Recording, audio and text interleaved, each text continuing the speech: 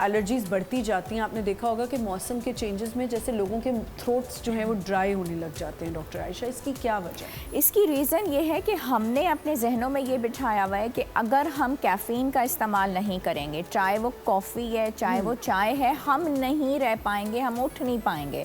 लेकिन एक चाय के कप के साथ हमें 2 ग्लास पानी पीना है। एक चाय का कप हमारे जिस्म से सारे पानी को निकाल देता है, हमें ड्राई कर देता है। और ड्राइनेस जो होगी ऑफ कोर्स पूरी बॉडी में जब आती है तो थ्रोट में भी आती है। और जब ये मौसम ये वाला चल रहा है तो हमें गर्मी में पसीना आता है, वो हमें इंडिकेट करता है कि हमें पानी का इंटेक करना है। सर्दी में हमें कोई ऐसा सिम्टम नहीं हो रहा होता है, कोई पसीना आ रहा है, कोई ऐसी चीज़ आ रही है, तो हम पानी को बहुत नेग्लेक्ट कर देते हैं। तो वो ड्राइनेस जब सारे स्किन पे आती है तो वो थ्रोट पे भी आती है। तो हमने बाकायदा अपने मोबाइल में अलार्म लगा के रखना है कि we have to take 2 glasses of water every 2 hours. तो उस तरीके से हमारे 10 से 12 ग्लास का जो इनटेक है वो 12 से 24 घंटे के अंदर हमारा पूरा कंप्लीट हो जाएगा। लेकिन बताइए क्या डॉक्टर आयशा, यूटीआई इन्फेक्शंस भी तो फिर हो जाती है ना अगर आपको बाथरूम सही नहीं मिल रहा, ये भी एक बड़ी प्रॉब्लम है। डॉक्टर आयशा, पानी तो आप पीते रहो, अब शूट्स पे हर बंदा बाथरूम जा रहा है, तो मैं हमेशा ये कोशिश करती हूँ कि कहूँ सबको, और एक आपके पास सैनिटाइज़र होना चाहिए या आप डिटॉल बॉटल बना लें और उसको जो है स्प्रे करें। हाँ, अच्छा, ये जैसे इन्होंने कहा कि कैफ़ीन लेना बहुत ज़रूरी है और या वो कॉफ़ी की शक्ल में लें, या क्या आपकी स्किन पे इसके असरात होते हैं अगर आप बहुत ज़्यादा कैफ़ीन भी ले रहे हैं? देखिए, कैफ़ीन जो है वो जितना मुझे पता है वो डिहाइड्रेट करता है, वो बॉडी से फ्लूइड निकालता है, ठीक है। तो इससे स्किन पे भी असरात आते हैं, यानी कि स्किन ड्राई होने लगती है। तो अभी जैसे रमज़ान भी आ रहा है और लोग चाय तो फिर उसी तरह से पी रहे होते हैं, तो मतलब डबल ड्राइनेस हो जाएगी फिर आपको, एक तो कैफ़ीन की वजह से और दूसरा रोज़े रख के ना। तो इसलिए जो है अगर आप कैफ़ीन यानी चाय या कॉफ़ी पी रहे हैं तो बेहतर है कि आप उसको पी लें सहरी में, ठीक है, ताकि जब आपने सहरी की है तो वो आपका थ्रू आउट जो है वो मतलब चल सके। बट आप ये जब आप इफ्तार में लेंगे तो वो और ज़्यादा डिहाइड्रेशन करवाता है इस चीज़ पे, तो डेफिनेटली स्किन पे इस चीज़ का अफेक्ट आता है। अच्छा, सन ब्लॉक जो है हम बड़ा इग्नोर कर रहे होते हैं और हम अपने शो पे रिपीटेडली ये बात ज़रूर बताते हैं जब भी डर्मेटोलॉजिस्ट आते हैं। अच्छा, सन ब्लॉक जिसमें कभी लिखा होता है SP100 SPF, जैसे मैंने अभी बात की थी कि जैसे डॉक्टर आयशा ने मेंशन किया कि पानी आप इंटेक ज़्यादा रखें, और पानी जब पीते हैं तो ज़ाहिर है we need to use the bathroom also. एक चीज़ हमेशा ध्यान में रखें कि हम क्या हमारे जहनों में क्या है कि अगर हमें बहुत चीज़ शीशे की तरह चमक आ रही है ना, तो हम अगर वो क्या कहते हैं उस ग्लास को, कोरियन, वो जो नहीं वो जिससे आप चेक करते हैं जब बहुत पार्टिकल्स देखते हैं, हाँ, मैग्नीफाइंग ग्लास जो होता है उससे हम देखें तो फिर हमें बहुत सी चीज़ें नज़र आती हैं। इसी तरह जब हम ट्रैवल कर रहे होते हैं, हम देखते हैं कि एयरपोर्ट्स हैं और उनके बहुत क्लीननेस होती है, बहुत बाथरूम क्लीन होते हैं, सब ट्रैवल करते हैं, सब देखते होंगे। हमारे भी यहाँ पे आप देखें मॉल्स में भी बहुत ज़्यादा सफाई होती है, तो लोग समझते हैं हम बाथरूम यूज़ कर लें। हमेशा अपने साथ सैनिटाइज़र रखें या टिश्यूज़ का इस्तेमाल करें। बहुत सी इन्फेक्शंस जो है ना वहाँ से शुरू होती हैं। बिल्कुल। डॉक्टर आयशा, इन्फेक्शंस पे हम बात करें ना तो यूटीआई सबसे बड़ा मसला है लड़कियों का, और लड़कों का भी होगा लेकिन लड़कियों को बहुत ज़्यादा होता है। तो ये बात, इस यूटीआई को ट्रीट करने के लिए क्या किया जाए? देखिए, बात ये है कि एज अ फिजिशियन मैं समझती हूँ कि ये बहुत कॉमन कंडीशन है। हाँ। और लोग अपनी सफाई का, हाइजीन का ख्याल नहीं रखते, जो कि हमारा तो है कि सफाई निस्फ़ ईमान है, ठीक है। अब ये फंगल इन्फेक्शंस इसमें काफ़ी रोल प्ले करती हैं, और ये वैसे बैक्टीरियल और ई कोलाई की वजह से भी होता है, होगा तो फिर रिपीटेडली होता रहेगा, ठीक है। और उसमें फिर इसको ट्रीट करने के लिए इन जनरल एंटीबायोटिक्स का कोर्स ही कराया जाता है 5 डेज़ का, ठीक है, उससे ही फ़ायदा होता है। लेकिन इसमें यह है कि पानी का जो इंटेक है वो बहुत इम्पॉर्टेंट है। इसमें Luke warm water along with lemon हम देते हैं, उससे बहुत फ़ायदा होता है। ग्रीन टी का इंटेक भी कराते हैं।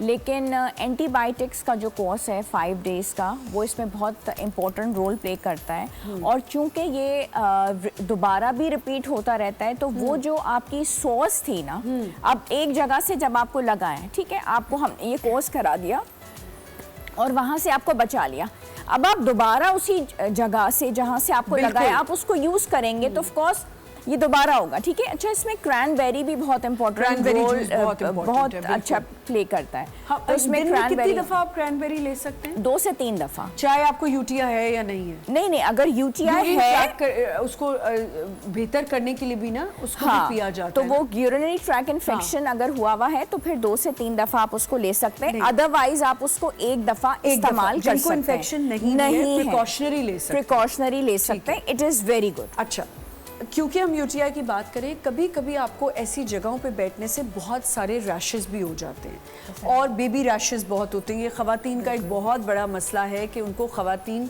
जब बेबी बॉर्न होता है और न्यू बॉर्न बेबीज़ होते हैं या आपके बच्चे टॉटलर्स होते हैं, सबसे बड़ा मसला जो है जब वो डायपर पहनते हैं तो एक तो उनको रैशेस हो जाते हैं, बड़ों को भी रैशेस होते हैं। अब हम कुछ घरेलू टोटके बहुत करने लग जाते हैं, क्या वो सही है? नहीं, बिल्कुल सोडा नहीं। लगाना नहीं, बिल्कुल ये चीज़ सही नहीं है। हाँ। तो आप बच्चों के रैश की बात कर रही हैं या बड़ों की? दोनों की बात कर रही हैं?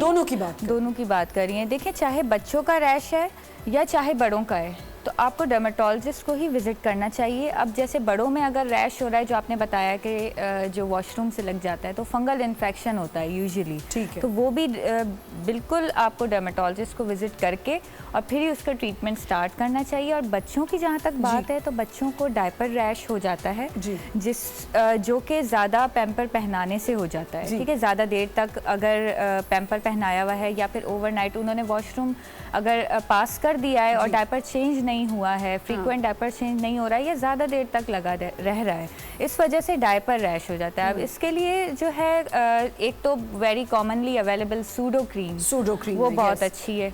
अच्छा, इसमें ही आप ऐड ऑन कर लें, बेड सोर्स हो जाते हैं जो हमारे बूढ़े लोग होते हैं जो नहीं बेड रिडन है, नहीं चल फिर सकते ज़्यादा, तो उनके लिए क्या है कि उनको सूडो क्रीम से ट्रीट किया जाए? नहीं, उसके देखें वो ठीक है, आप सूडो क्रीम लगा रहे हैं, बट इट डिपेंड्स कि कितने कैसे ग्रेड का बेड सोर है, ठीक है। सबसे पहले तो यह आता है कि आप उसको प्रिवेंट करें, पोजीशन चेंज करें। अगर पेशेंट बेड रिडन है यानी बिस्तर पे हैं, तो आप उसकी 15 से 30 मिनट में उनकी पोजीशन को करवट दिलवाते रहें, ठीक है।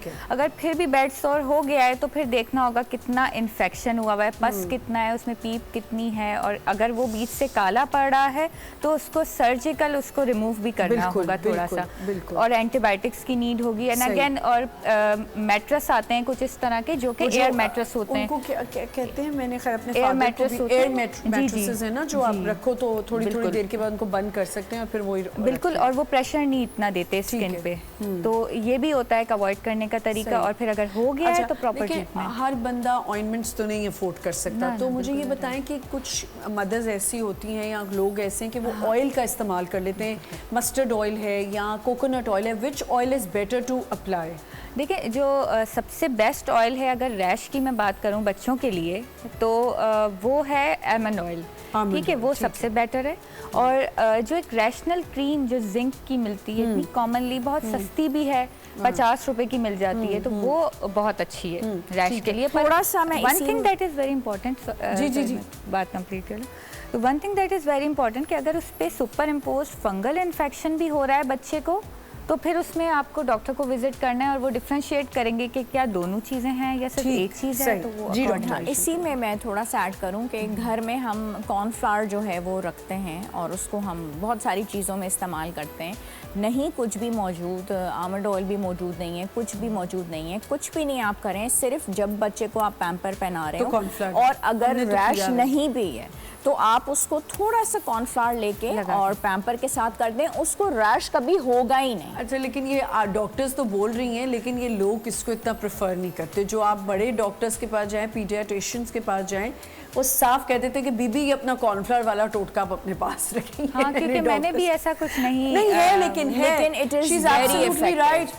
हमने लगाया हुआ अपने बच्चों को कॉर्नफ्लावर भी, और ये किए हैं टोटके हमने भी घरों में। हाँ जी, बिल्कुल किए। कभी कभी कहते हैं फिटकरी को भी थोड़ा सा अगर आप पाउडर उसका बना के थोड़ा सा होता ये है कि उस एरिया को रखना होता है आपको ड्राई, तो लेकिन वो कॉर्नफ्लावर लगा तो ये उसको ड्राई रखता है ना, ये मॉइस्चर नहीं आने देता, तो फिर आप स्टेरॉइड क्रीम से बच जाते हैं। टेल्क फ्री पाउडर्स जो होते हैं वो भी आप लगा सकते हैं। पाउडर तो खराब करते हैं। टेल्क फ्री, हाँ, टेल्क फ्री अगर वो है फिर सही है, टेल्क फ्री हो, क्योंकि हमारे पास कॉमनली हर जगह टेल्क वाले ही पाउडर, तो वो इसलिए कहते हैं कि पाउडर बंदा ना लगाए। ना बच्चे को लगाओ, इतनी मजे की खुशबू आ रही होती है।